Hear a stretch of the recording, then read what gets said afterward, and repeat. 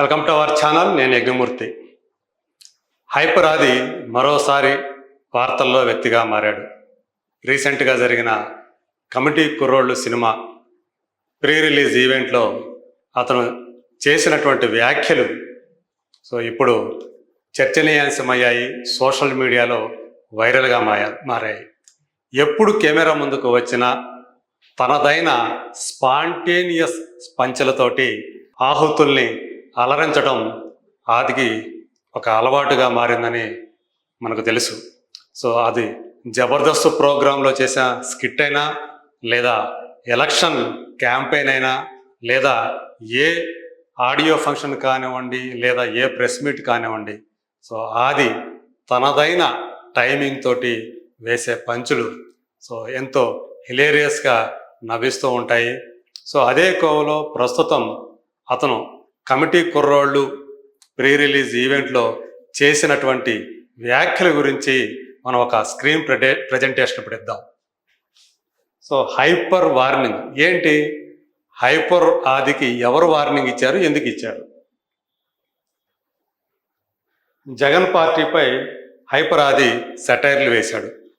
ఈ కార్యక్రమంలో ఆయన జగన్ పార్టీకి అంటే వైసీపీకి సంబంధించి ఎందుకని ఏం వేశాడు, ఆ సెటైర్లు ఏంటి? మామూలుగా అయితే టీవీ షోలు, సినిమా ఈవెంట్ల మీద వైసీపీ మీద ఆయన కామెంట్లు చేస్తూ ఉండటం మనం చూస్తున్నాము. అదే రీతిలో కమిటీ కుర్రోళ్ళు సినిమా వేడుకలో వైసీపీ మీద ఆయన సెటైర్ వేశారు.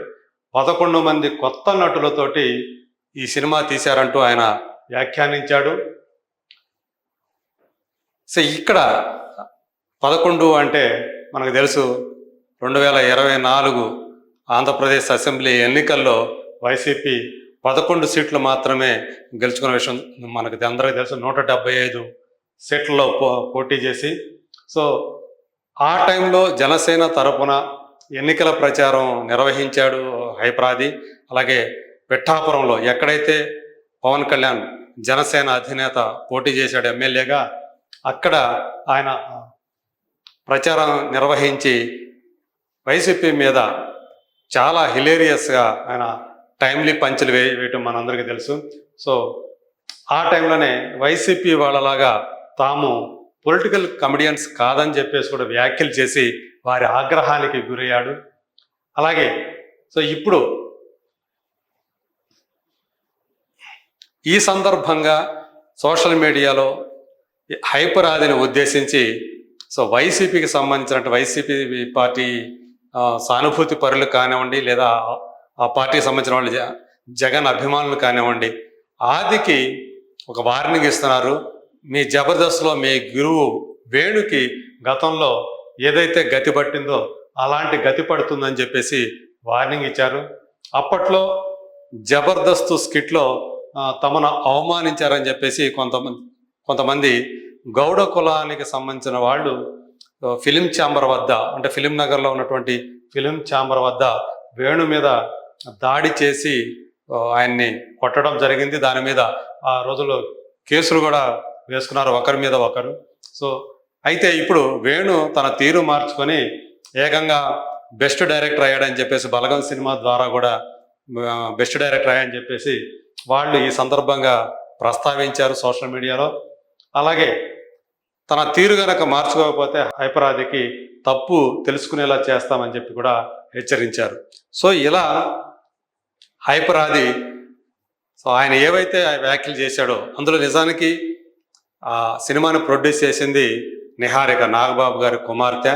అందులో నిజంగానే 11 మంది హీరోలు, అంటే ఒక కమిటీకి గోదావరి ప్రాంతంలో ఒక విలేజ్లో ఉన్నటువంటి ఒక కమిటీ కుర్రోళ్ళని పిలుచుకునే ఒక 11 మంది కుర్రోళ్ళ కథ ఈ సినిమా, ఈ కమిటీ కుర్రోళ్ళు అనేది.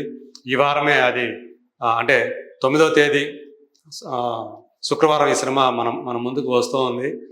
ఈ సందర్భంగా జరిగినటువంటి ఈవెంట్లో హైపర్ ఆది ఈ వ్యాఖ్యలు చేశాడు. 11 మంది అంటే మనకి చాలా విషయాలు గుర్తుకొస్తాయని చెప్పేసి, అలాగే ఈ రీసెంట్గా 11 మంది క్రికెటర్లు మనకి వరల్డ్ కప్ తీసుకొస్తాడని చెప్పేసి, ఇలా తను ఏదైతే 11 అంటే మనకి చాలా గుర్తుకొస్తాయి అని అతను అనడంతో అక్కడ ఉన్న వాళ్ళు అనేక మంది సో దానిలో ఉన్నటువంటి మర్మాన్ని అర్థం చేసుకొని అందరూ నవ్వటము, సో తను కూడా హైపరాది కూడా నవ్వులు చిందించడం, ఇదంతా కూడా హైలైట్ అయిన నేపథ్యంలో ఇప్పుడు ఆ వ్యాఖ్యలు, హైపరాది చేసినటువంటి వ్యాఖ్యలు సోషల్ మీడియాలో వైరల్ అయిపోవటం, సో ఇది వైసీపీ వాళ్ళకి తీవ్రమైనటువంటి ఆగ్రహాన్ని తెప్పించింది. ఖచ్చితంగా సో గతంలో మీ గురు వేణుకి పట్టిన గతే నీకు పట్టకుండా చూసుకోమని చెప్పేసి హెచ్చరిస్తూ ఉన్నారు. సో ఆయన్ని అంటే ఒక రకంగా చెప్పాలంటే బెదిరించే రీతిలో హైపరాదిని వాళ్ళు తీవ్రమైనటువంటి హెచ్చరికలు చేశారు. ఇంకోసారి కనుక వైసీపీ గురించి ఇట్లా ఇష్టం వచ్చినట్లు గనక మాట్లాడితే, పంచిని గనక విసిరితే చూస్తూ ఉండమని చెప్పేసి ఖచ్చితంగా ఏదో ఒక రోజు సో వేణుకు పట్టిన గతే నీకు పడుతుందని చెప్పేసి వాళ్ళు హెచ్చరించడంలోనే, అంటే భౌతిక దాడులు కూడా చేస్తాము అని చెప్పేసి వాళ్ళు హెచ్చరించినట్టుగానే దీన్ని మనం అర్థం చేసుకోవాలి. సో అప్పుడు అది జబర్దస్త్ స్కిట్లో అనేక మంది, మనకు తెలుసు ఆ జబర్దస్త్ అనేది చాలామంది సో అందులో చేసినటువంటి అంటే నవ్వించడం కోసం అందులో ఉన్న కమెడియన్స్ చేసినటువంటి కొన్ని స్కిట్లు కొంతమంది మనోభావాల్ని గాయపరిచిన విషయం మాత్రం వాస్తవమే. అందులో భాగంగానే ఆ రోజు సో వేణు మీద అలాంటి భౌతిక దాడి జరిగింది. సో ఇప్పుడు మళ్ళీ దాన్ని గుర్తు చేస్తూ సో హైపరాదిని హెచ్చరించడం అనేది ఇక్కడ రేపొద్దున నువ్వు గనక కనిపిస్తే సో మేము ఖచ్చితంగా నీ మీద అలాంటి దాడి జరుగుతుంది, జాగ్రత్తగా ఒళ్ళు జాగ్రత్త అని చెప్పినట్లుగానే దీన్ని మనం అర్థం చేసుకోవాలి. అయితే హైపరాది మరి ఈ హెచ్చరికని ఖాతరు చేస్తాడా, లేదా తనదైన పంథాలో ఇలాగే ముందుకు వెళతాడా, వైసీపీని టార్గెట్ చేస్తూ సో పంచుల మీద పంచులు మునుముందు కూడా ఇలాగే విసురుతాడా అనేది మనం చూడాల్సి ఉంది. సో మనకి తెలిసినంత వరకు ఆది సో అతనికి ఏంటంటే నవ్వించడమే, ఎదుటి వాళ్ళని నవ్వించడమే ధ్యేయం. అందుకని స్పాంటేనియస్గా టైమ్లీ, అంటే ఆ సందర్భంలో ఏదైతే బాగా చర్చల్లో ఉంటుందో ఆ టైంకి ఏదైతే పాపులర్ అవుతుంటుంది, ఆ టైంకి ఏదైతే వైరల్ అవుతూ ఉంటుందో అలాంటి వాటి మీద సో పంచులు వేయటంలో సిద్ధాస్తుడు. సో అలాగే తన ఆ టైమ్లీ పంచుల ద్వారానే జబర్దస్త్ ద్వారా అతను బాగా పాపులర్ అవడం మనకు తెలుసు. అవే అతనికి సినిమా అవకాశాలను కూడా సంపాదించి పెట్టాయి. సో ఈరోజు తెలుగులో ఉన్నటువంటి కమెడియన్లు,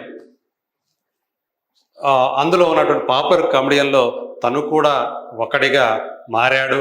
సో ఈ మధ్య విరివిగా ఆ సినిమాలు తీస్తూ ఉన్నాడు. హీరో పక్కన ఉండే క్యారెక్టర్లు చేస్తూ ఉన్నాడు.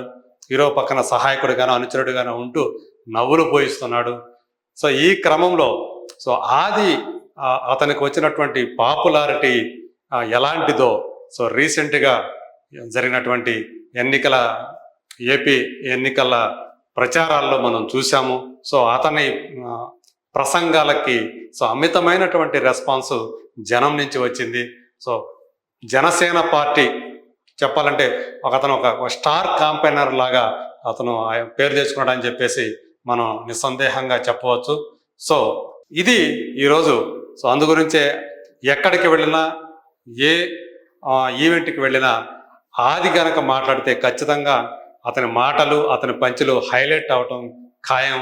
సో అదే కోవలో ఇప్పుడు కమిటీ కుర్రాళ్ళు సినిమా సంబంధించి అతను పార్టిసిపేట్ చేయటం, అందులో సో నిహారికని మెచ్చుకుంటూ సో మంచి మంచి సినిమాలు తీస్తూ ఉంది అని మెచ్చుకుంటూ ఒక సెన్సిబుల్ ప్రొడ్యూసర్గా కూడా తను మారిందని చెప్తూనే ఈ కమిటీ కుర్రాళ్ళ గురించి తను చేసినటువంటి ఆ టైమ్లీ పంచ్ ఏదైతే ఉందో అది ఈరోజు ఇప్పుడు వైరల్గా మారటం, దాంతో వైసీపీ వాళ్ళకి అతను ఒక టార్గెట్గా మారటం మనం చూడవచ్చు. సో మునుముందు హైపరాది సో నాకు తెలిసి అంటే అతన్ని ఇట్లా ఈ రకమైన బెదిరింపుడు ఇప్పటికీ అతను చవి చూశాడు. సో అయినప్పటికీ కూడా ఒక ధైర్యంగానే అతను ముందుకు వెళుతున్నాడు. సో తను జనాలకు ఏదైతే జనాలను ఉద్దేశించి ఒక వినోదాన్ని పంచాలనుకుంటున్నాడో అదే కోవలో ఆ పంచులు వేస్తాడు. ఎందుకంటే ఇది అతను చేసింది ఒక సినిమా ఈవెంట్ అయినా ఎక్కువగా అతను పర్టికులర్గా ఒక పార్టీని ఉద్దేశించి అతను ఏం మాట్లాడలేదు. కానీ 11 అంటే సో భుజాలు తముడుకున్నట్లుగా వీళ్ళు వైసీపీ వాళ్ళు ఉలిక్కి పడుతున్నారని చెప్పేసి అటు హైపర్ ఆదిని సమర్థించే వాళ్ళు దాన్ని డిఫెండ్ చేస్తున్నటువంటి విషయం మనం సోషల్ మీడియాలో గమనించవచ్చు. అతను పర్టికులర్గా అంటే 11 అంటే మనకు చాలా గుర్తుకొస్తాయి అని మాత్రమే అతను అన్నాడు, అంతేగాని అతను నిజంగానే వైసీపీని ఉద్దేశించి ఏం అనేది డైరెక్ట్గా ఆ పేరు ప్రస్తావించలేదనేది మనం ఇక్కడ గమనించాల్సినటువంటి విషయం. సో ఏదేమైనప్పటికీ కూడా ఇవాళ రోజుల్లో 11 అనేది గతంలో టీడీపీ వాళ్ళని ఉద్దేశించి ఎంతసేపు మనం చూసాం. సో వైసీపీ వాళ్ళు 23 అని ఎంతగా ఎద్దేవా చేశారో మనం చూసాం. మరి ఇదే తమ దాకా వచ్చి 11 అనేటప్పటికీ వాళ్ళు దాన్ని తట్టుకోలేకపోతుండటం కూడా మనం ఇప్పుడు చూస్తున్నాం. సో తన దాకా వస్తేనే కదా ఏదైనా నొప్పి తెలిసేది అనేది ఇక్కడ మనం చూడవచ్చు. సో ఏదేమైనా సరే హైపర్ ఆది దీనికి వీళ్ళు చేసేటువంటి బెదిరింపులకి బెదిరిపోయి తన పంథా మార్చుకుంటాడని చెప్పేసి మనం చెప్పలేం. సో తన ధోరణిలో తను ఏదైతే సో ఒక పవన్ కళ్యాణ్ అభిమానిగా, ఒక జన సైనిక్గా తన ధోరణిలో తను ముందుకు వెళుతూనే ఉంటాడని చెప్పేసి మనం అనుకోవచ్చు, భావించవచ్చు. చూద్దాం రేపు ఈ విషయాన్ని దీనిపైన మళ్ళీ అతను ఏమన్నా స్పందిస్తాడా లేదా అనేది let us wait and see.